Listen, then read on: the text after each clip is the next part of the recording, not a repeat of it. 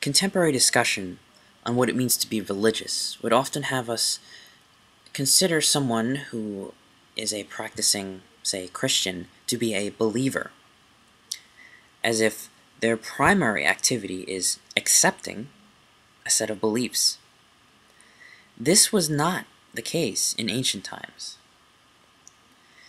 Religion was an engagement, an active practice. It wasn't something that you believed, but something that you did. It was a transformative way of life that helped you, perhaps slowly and over time, become less selfish. It taught you transformative and transcendent wisdom. It helped you become more than what you once were. It was truly a form of wisdom mastery. It was a form of internal knowledge and the practice of attaining that knowledge. So why do we have such an emphasis on belief these days? In ancient times, two concepts, mythos and logos, were considered very important for understanding existence as a whole. Logos, meaning reason and science, was a way to pragmatically and practically understand the physical world.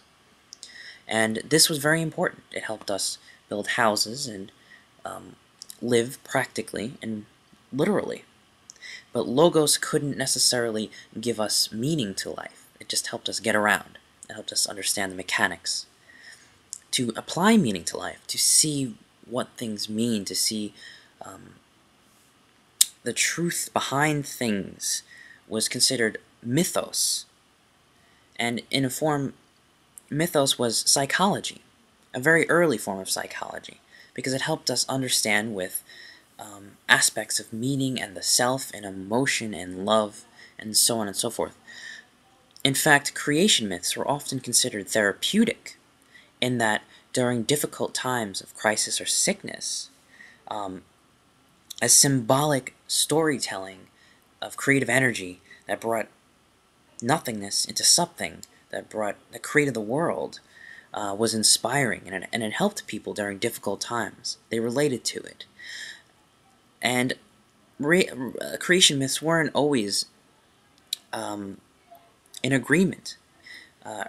Early creation myths in Judaic cultures were at times contrary. They had different creation myths, but they would recite them together. People didn't necessarily believe in them literally as one thing. This is a modern, more of a modern phenomenon. So myth was a action and not belief. To be religious, then, was not to accept a list of facts, but rather to engage in the practice of attaining spiritual, meaningful knowledge.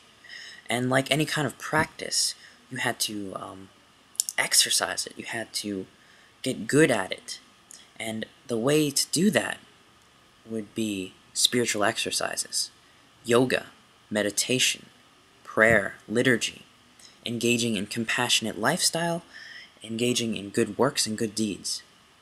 If you became skilled in these practices and these exercises, they would bring you closer to that transcendence, what we would call God or nirvana, the way, and the teachings. If you wanted to live and understand the teachings directly, you had to practice the lifestyle.